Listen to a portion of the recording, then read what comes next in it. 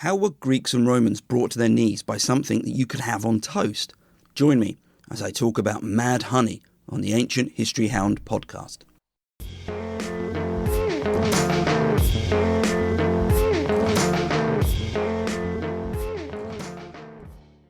Hi, my name's Neil and welcome to the Ancient History Hound podcast.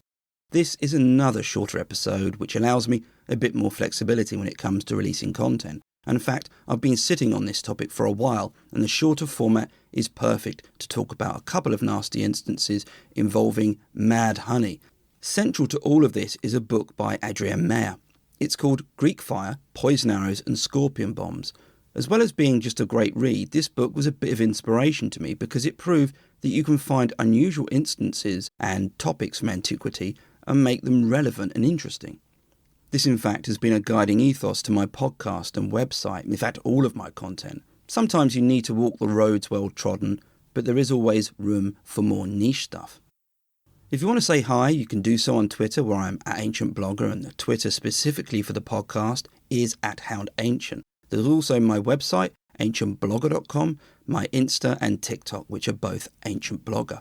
One last thing, it does get a bit nasty with this one, so perhaps don't listen while you're eating, especially if you're eating anything with honey in it.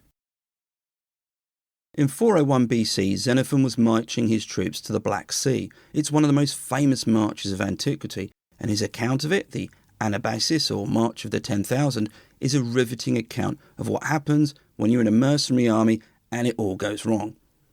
To give some context, Xenophon was in an army which had been hired by Cyrus the Younger to be used against his brother Artaxerxes II, the Persian king. The two sides met deep in Persian territory north of modern-day Baghdad, and the battle ended as a draw. However, Cyrus was killed in the fighting. The army was now horribly exposed. What followed was a mad dash to get out of enemy territory and to the safety of the Black Sea, where the Greek colonies there might give safe haven. On the way back, the army ended up in Colchis, which is sort of modern-day Georgia, on the southeast corner of the Black Sea. Xenophon's army camped on a hillside, and the only complaint was the number of bees everywhere. The upside to this downside on the hillside was that lots of bees meant lots of honey, and the men helped themselves to what must have been a welcome treat. Now, let Xenophon describe what happened next. Begin quote. The Greeks ascended the mountain and camped in a number of villages which were well stocked with food. There was nothing remarkable about them except that there were great numbers of beehives in these parts, and all the soldiers who ate the honey went off their heads and suffered from vomiting and diarrhea and were unable to stand upright. Those who had only eaten a little behaved as though they were drunk, and those who had eaten a lot were like mad people. Some actually died. End quote.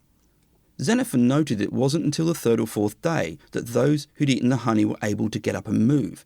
I'm going to get into the symptoms and effects a bit later on, but just consider the peril that this placed an army in. It wasn't enough that it must have been a horrible experience, but to incapacitate soldiers in an army might have grave consequences, and my next incident with honey very much evidences this. In the 1st century BC, around 65 BC, Pompey the Great, a Roman general you might have heard of, was prosecuting a war against Mithridates of Pontus.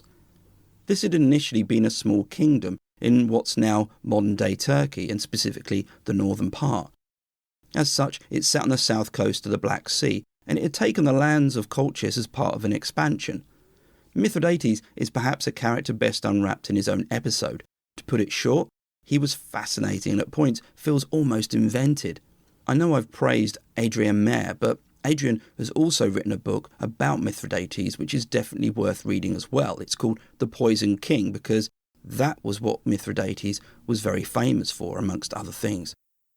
This second instance is mentioned fleetingly by Strabo, a 1st century BC historian whose work Geography described places and people. In it, he commented on the Heptacomitae, who were one of a number of peoples who lived in the mountains around Colchis. All of these are described as savage by Strabo, and the Heptacomitae were the worst of them all. He also noted how they cut down 3 maniples of Pompey's men. But how did they do that exactly? Just before I go further, there's a technicality to the language used here. A maniple was a unit of men, around 120, but it was a unit which, by this point, had been replaced by a cohort. and a cohort measured 480 men. So it's unclear if Strabo meant to write cohort, in which case you're looking at around 1,000 or so, this factors in the fact that most Roman army units were understaffed, or if he's counting using the old system and we're looking at around 300, or even somewhere in between, as I've seen the number 600 given. In any case, it's a good few hundred men who ended up being killed. I'm also going to pause so you can listen all about the Casting Through Ancient Greece podcast. In his final days, Alexander the Great's generals asked him who should succeed him. Alexander's answer, the strongest. Taken literally, this would see the close of the classical Greek age, an age thousands of years in the making. Join me, Mark Selleck, as I go back to retell the story of ancient Greece in my series Casting Through Ancient Greece. We will cast our way back to its beginnings, all the way through to the spread of its culture throughout the known world, thanks to Alexander and his generals. You can listen and subscribe to the series at www.castingthroughancientgreece.com, or you can listen on your favourite podcasting platform. Don't forget to follow the series over on Twitter at Casting Greece or on Facebook at Casting Through Ancient Greece. I look forward to seeing you there. Okay, in case you're thinking, no, adverts, these are promos I swap with other history podcasters. I'm not making money and just trying to give you some podcasting options. For us indie podcasters, this is a really good way of getting exposure to new audiences. Right, I was discussing how the Heptacomitae were able to kill those Roman soldiers. Well, a marching army would often forage to complement its rations, and armies on the march required decent routes to take. This means if you wanted to ensure a marching army accidentally stumbled across lots of bowls of honey, you could make it happen quite easily. And that's what the Heptacomitae did. The Romans must have thought that they'd disturbed some people foraging or collecting honey, so they ate it. And then, when they were incapacitated, the Heptacomitae struck. Though Strabo only covers them briefly, he referred to how this tribe used what we would think of as ambush tactics, and this certainly fits with the approach. I appreciate that with both hindsight and years of having the "don't accept treats from strangers" message drummed about me, there's an ease to consider the Romans foolish. But that's not necessarily fair. As I mentioned, eating on the hoof or foraging was part of how an army functioned back then. Both of these instances involve honey, which managed to poison a large number of men. In the case of the Greeks, it seems accidental, but it was used deliberately when the Romans were involved. The next question is, well, how do you poison honey? The answer to this is relatively simple. You allow Mother Nature to do the work. The Heptacomitae didn't spend time mixing potions or ingredients. Being locals, they knew that there was a certain type of honey that you would do well to avoid. And it's here we bring in the rhododendron plant, and specifically the Rhododendron ponticum, which is a species native to the area of Colchis. This plant contains something called granotoxins, a group of neurotoxins, and honey made from the pollen of this plant will contain these toxins.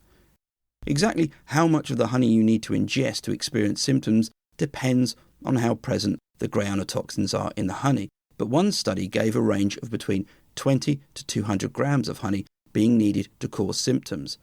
And let's get to those symptoms. Modern studies list the following: hypotension, that's low blood pressure, cardiac rhythm disorders, nausea, sweating, vomiting, dizziness, and impaired consciousness.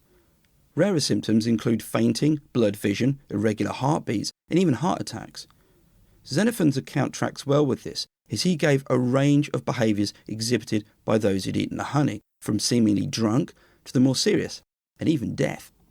As to when you might experience these, well, often these can kick in 20 minutes after ingesting to up to 3 hours after you've eaten it. The symptoms I listed can continue between 1 and 2 days after, which is similar to Xenophon's account, as he noted that people weren't fully recovered till the 3rd or 4th day after eating the honey. With all of this said, mad or dangerous honey wasn't completely unknown in antiquity outside of locals in Colchis. In his natural history, Pliny, writing in the 1st century AD, named the honey from this area as mad honey because of what it could do. He even went so far as to note that those living in the area didn't sell their honey to Rome because it was just too dangerous. Interestingly, Pliny wrote about dangerous honey elsewhere and suggested that you can spot poisonous honey through colour, weight and even smell, though this doesn't seem to have any factual basis. And on that note, Pliny's cure for eating poison honey was to eat honey which bees had been suffocated in. I'm not sure if that meant the bees were present in the honey as you ate it or not. In any case, that's what he suggested. In modern times, there is a market for mad honey, and I should add the obvious huge caveat of, I'm not advising you to do this. You might be curious as to what the reason might be for buying and deliberately eating it given what the symptoms are. In a paper titled Mad Honey Sex, Therapeutic Misadventures from an Ancient Biological Weapon, a number of Turkish men were treated for symptoms having eaten it.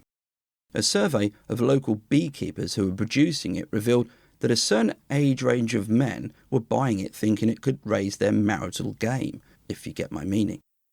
But other alternative health remedies have also cited its use as beneficial, though again there's that big caveat I mentioned. A final reason is because that it can cause hallucinations and a general sense of the other.